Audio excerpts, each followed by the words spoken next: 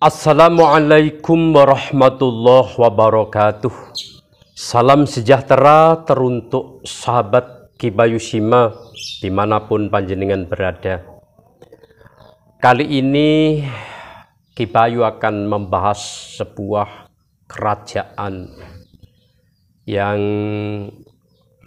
membuat sebuah dinasti, catatan sejarah akhir dari kerajaan-kerajaan sebelumnya, di mana kita ketahui sebelum Indonesia ini merdeka, sahabat, ada kerajaan-kerajaan besar yang pernah berkuasa di Nusantara ini.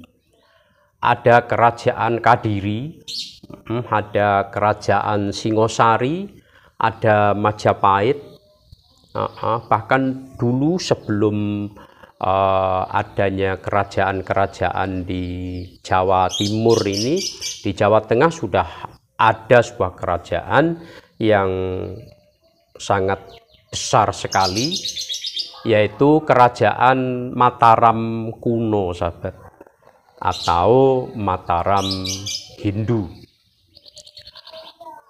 Berkuasa selama hampir 3 abad. Pernah Mataram ini juga beribu kota di Jawa Timur pada dinasti Isana.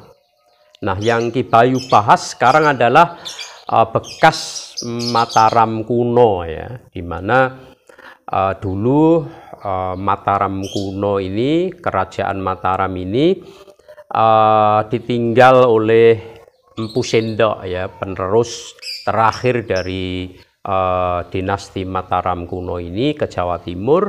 Nah, kemudian Mataram kuno ini karena ditinggalkan oleh yang empunya, maka menjadi sebuah alas, sebuah hutan belukar yang tidak berpenghuni. Nah, pada perkembangan berikutnya, hutan ini bekas pusat kerajaan Mataram kuno ini menjadi bagian dari wilayah kekuasaan Demak atau Pajang, lebih dekatnya sejarah. Nah, alas ini namanya Alas Mentawai. Akhirnya Alas Mentawai ini diberikan kepada Ki Gede Pemanahan karena jasa beliau bersama putra beliau, yakni Danang Sutawijaya, berhasil menumpas dalam tanda kutip pemberontakan yang dilakukan oleh Arya Penangsang. Kala itu Sultan Hadiwijaya yang menguasai Demak dan Pajang, yang mengalihkan ibu kota Demak ke Pajang, ini memberikan sembara barang siapa yang bisa membunuh Arya Penangsang maka akan mendapat ganjaran, yakni sebidang tanah yang Ki Bayu sampaikan tadi, yakni bekas ibu kota Mataram kuno, Alas Mentawai. Terbukti Arya Penangsang ini wafat, ya, dikalahkan oleh Sutawijaya dengan ayahnya Ki Gede Pemanahan. Maka apa yang disampaikan Sultan Hadiwijaya Jaka Tingkir, ya, diberikan, diwujudkan, yakni Alas Mentawai ini diberikan pada Pemanahan. Akhirnya oleh Ki Gede Pemanahan dibuatlah tanah itu, hutan itu menjadi sebuah desa yang namanya Desa Mataram, sebuah desa perdikan yang tidak harus membayar pajak pada Kesultanan Pajang, tetapi punya kewajiban untuk sowan, ya, pada waktu-waktu tertentu. Ki Gede Pemanahan ini harus sowan di Pajang, bukti bagian dari kekuasaan Pajang. Nah, Mataram ini besar, menjadi sebuah negara sebuah kerajaan ketika Sultan Hadiwijaya Pajang ini wafat ya. Ketika wafat, maka yang menggantikan Sultan Hadiwijaya ini adalah putra beliau, Pangeran Benowo. Nah, pada saat Pangeran Benowo ini berkuasa di Pajang, di Demak ini ada kadipaten, ada adipati di bawah Pajang ya, yakni Pangeran Pengiri. Pangeran Pengiri, kita masih ingat sejarahnya, Pangeran Pengiri adalah putra Pangeran Prawoto ya, yang dibina, diasuh oleh Ratu Kalinyamat di Jepara, setelah besar menduduki Kadipaten Demak. Nah, kala itu karena Demak merasa bawahan Pajang, maka Pengiri ini menyerang Pajang dengan harapan kembali Demak yang berkuasa atas Pajang. Akhirnya benar, Pangeran Benowo putra Jakatingkir ini, putra Sultan Hadiwijaya ini dikalahkan oleh Pangeran Pengiri. Nah, tapi tidak sampai terbunuh ya, tidak sampai terbunuh, tetap diberi kehidupan ya, tetapi kekuasaan di bawah Tengiri ya, di bawah Pangeran Tengiri. Nah, pada saat dimana Pangeran Pengiri ini menguasai Demak dan Pajang, rakyat Pajang ini tidak senang dengan keberadaan Pangeran Pengiri. Apabila disandingkan dengan Pangeran Benowo, jauh apalagi dibandingkan dengan Jakatingkir atau Hadiwijaya ya, yang notabene-nya rakyat Pajang memang berbeda pemahamannya di dalam segi agama ya.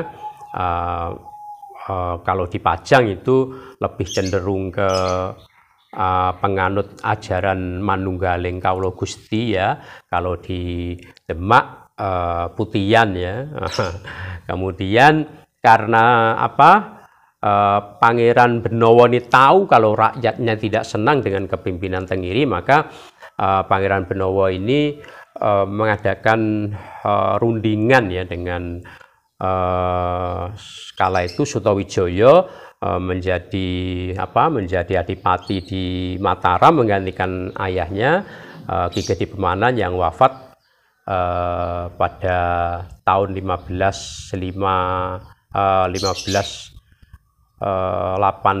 ya.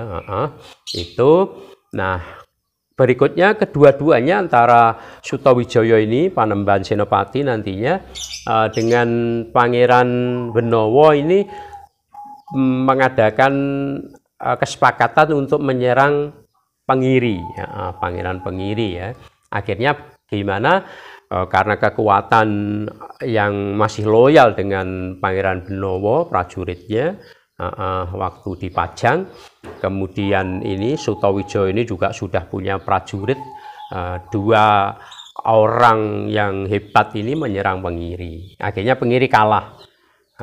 Setelah kalah maka Benowo kembali menguasai Pajang, dan setelah wafat Pangeran Benowo ini tidak ada putra mahkota yang bisa melanjutkan kepemimpinannya.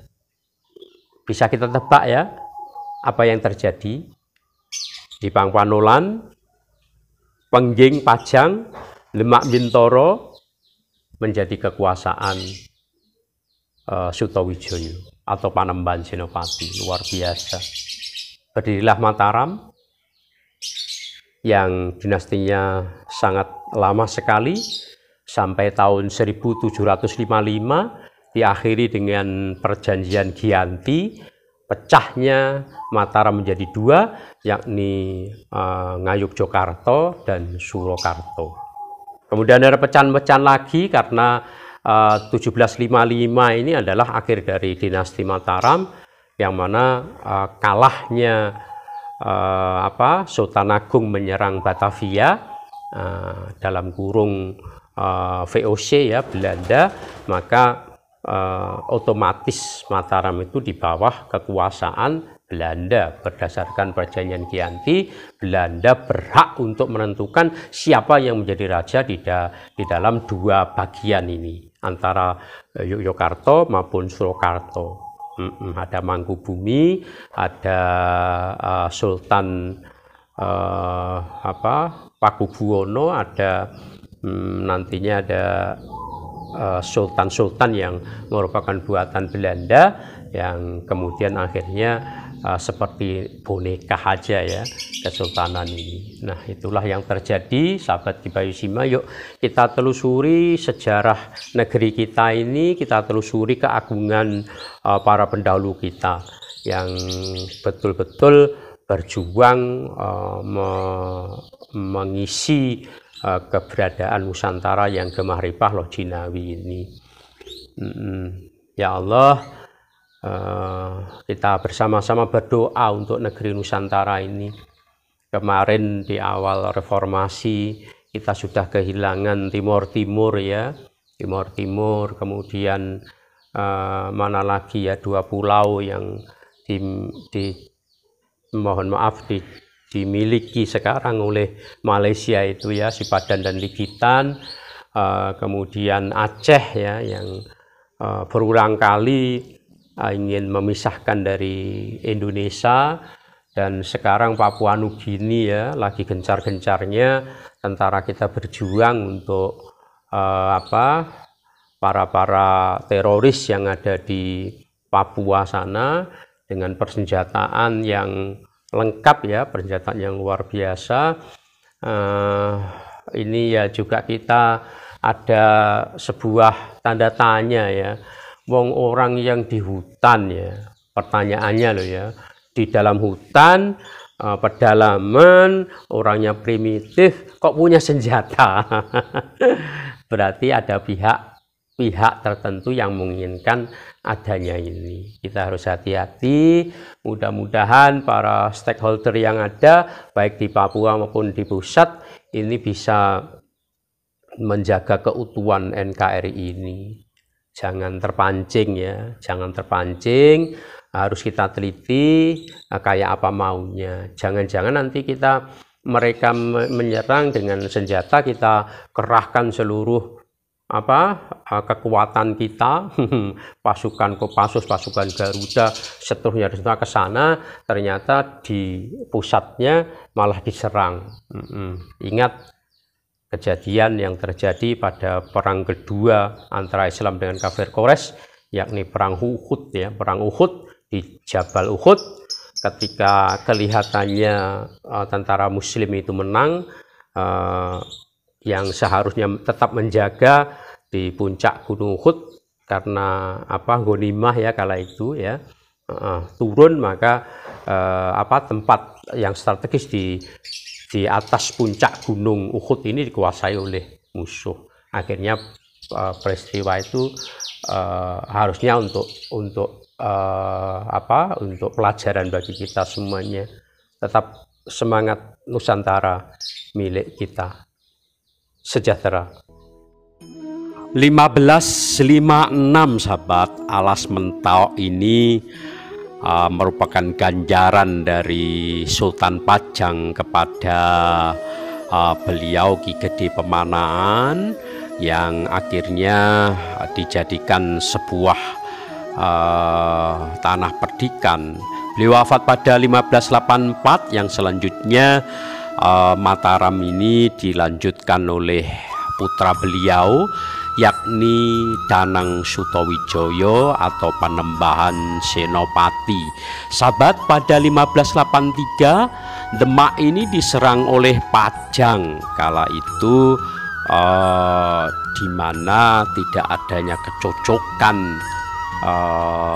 Pajang terhadap Demak, yang selanjutnya Pangeran Benowo putra Joko Tingkir mengadakan kerjasama dengan Sutawijoyo untuk menyerang kembali Demak. Nah, akhirnya karena Pangeran Benowo tidak mempunyai putra, tidak ada yang melanjutkan Demak, maka pada tahun 1587 Mataram berdiri, sahabat. Raja-raja yang pernah berkuasa pada masa kerajaan Mataram Islam berturut-turut. Danang Sutawijaya dilanjutkan Mas Jolang, di mana ini putra beliau Panembahan Senopati dari istri Selir, sahabat. Raden Mas Rangsang ini yang merupakan raja terbesar pada kala itu, sekaligus menyaksikan keagungan dari kebesaran Mataram. Raden Mas Sayyidin ini Amangkurat I, beliau melanjutkan masa perjuangan sang ayah. Kemudian ini Amangkurat II, sahabat, dilanjutkan putra beliau. Ada sebuah pemberontakan dari Pangeran Puger yang memang seharusnya tahta itu kepada beliau. Akhirnya Pakubuwono I ini berhasil menguasai Kartosuro yang mengalahkan Amangkurat III atas bantuan VOC.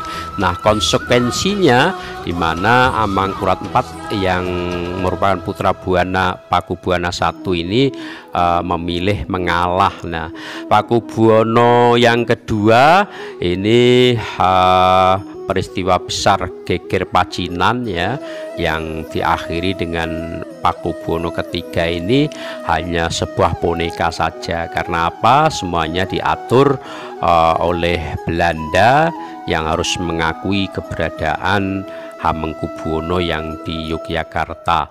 Sultan Agung 1613-1646 adalah Raja Islam Mataram yang paling agung pada kala itu.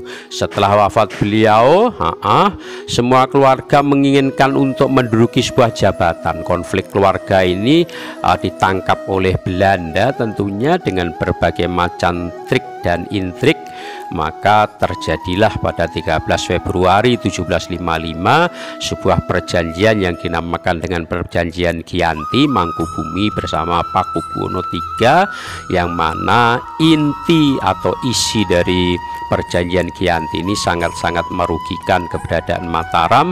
Mataram pecah menjadi dua, yakni Kasunanan Surakarta dan Kesultanan Yogyakarta, sahabat, dengan berbagai macam kesepakatan di mana Sultan tidak berwenang untuk mengangkat atau memberhentikan bupati. Ini harus mendapat persetujuan dari VOC, sahabat. Nah, Mataram perjanjian tempo dulu, Sultan yang telah berjanji maka harus terus ditaati oleh penerusnya, perjanjian VOC, di mana pertama peletak batu pertama Ki Ageng Pemanan ini turun temurun kepada Ki Danang Sutawijaya, Raden Mas Jolang, begitu dan seterusnya, Raden Mas Rangsang, kemudian dilanjutkan para keturunan-keturunan beliau. Meskipun konflik selalu mewarnai, namun sampai sekarang meskipun terpecah menjadi Surakarta dan Yogyakarta, meskipun secara simbol budaya masih tetap ada sampai sekarang. Terpecahnya Mataram, baik perjanjian Giyanti maupun perjanjian Salatiga ya, ini menyebabkan terjadinya beberapa perpecahan dari kerajaan Mataram Islam ini, sahabat. Nah, itulah sekilas tentang sejarah Mataram Islam. Terima kasih atas kebersamaannya. Dukung Ki Bayu Sima, like, subscribe, share, and comment.